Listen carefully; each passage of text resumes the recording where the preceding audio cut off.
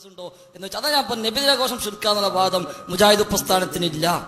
മുജാഹിദ് പ്രസ്ഥാനത്തിന് നബിദിനാഘോഷം ശിർക്കാണെന്ന വാദമേ ഇല്ല.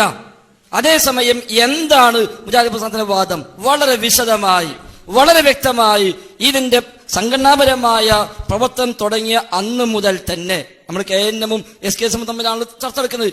KNM രൂപീകരിക്കപ്പെട്ട കാലം മുതൽ ഇന്ന് വരെയും മുജാഹിദ് പ്രസ്ഥാനം ഔദ്യോഗികമായി തങ്ങളുടെ വാദമായി എവിടെയും നബിദിനാഘോഷം ശിർക്കാന്ന് എഴുതിയിട്ടില്ല. ശിർക്ക് എന്താന്ന് കൃത്യമായി മനസ്സിലാക്കിയവരും സമുദായത്തെ പഠിപ്പിച്ചോളാം ഞങ്ങൾ. അതുകൊണ്ട് ഞങ്ങൾ അങ്ങനെ എഴുതി കിട്ടുന്ന താല്പര്യങ്ങൾക്ക് ഉണ്ടാവും, അത് നടക്കൂല. അപ്പൊ അതല്ല വിഷയം. അങ്ങനത്തെ ഒരു വാദവുമില്ല. നബിദിനാഘോഷം ശിർക്കാണെന്ന് KNM എവിടെയും അവരുടെ ഔദ്യോഗിക ആദർശമായി പറഞ്ഞിട്ടില്ല. ഇനി പറഞ്ഞിട്ടുണ്ടെങ്കിൽ തെറ്റന്നെയാണ്, സംശയമൊന്നുമില്ല. നേരത്തെ പറഞ്ഞില്ലേ, അങ്ങനെ ഉണ്ടെങ്കിൽ തെറ്റ് പറഞ്ഞിട്ടില്ല. 100% മുജാഹിദ് പ്രസ്ഥാനം എവിടെയും തങ്ങളുടെ ആദർശമായി നബിദിനാഘോഷം ശിർക്കാകുന്നു എന്ന് എഴുതിയിട്ടില്ല.